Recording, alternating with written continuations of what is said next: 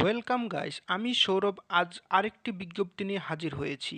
এইমাত্র নতুন একটি আর্টিকেল প্রকাশিত হয়েছে, ফুড এসআই কাট অফ কত যেতে পারে সেই কাট অফটা আমি এখানে তোমাদের সামনে তুলে ধরবো।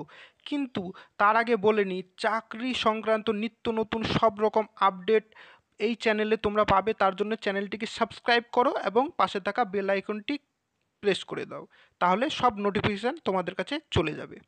তাহলে বন্ধুরা, এর আগে আমি ফুড এসের কাট অফ আপলোড করেছি অনেকবার, কিন্তু এবার অফিসিয়াল একটা আর্টিকেলে এই কাট অফটি পাবলিশ হয়েছে। সেই কাট অফটি আমি তোমাদের সামনে তুলে ধরছি। তাহলে চলো বন্ধু, দেরি না করে শুরু করা যাক।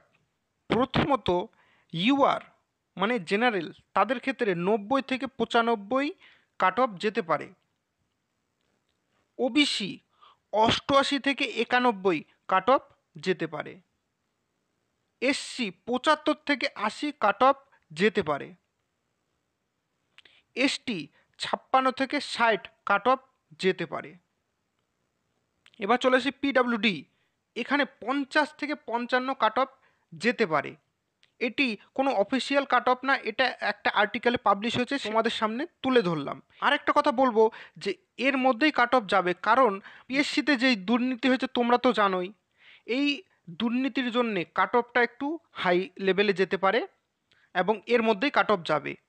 তাহলে বন্ধুরা, আজকের ভিডিওটি এই পর্যন্তই। চ্যানেলটিকে সাবস্ক্রাইব করে দাও চাকরির খবরের জন্য এবং পাশে থাকা বেল আইকনটি প্রেস করে দাও। ভিডিওটি দেখবার জন্য অসংখ্য ধন্যবাদ।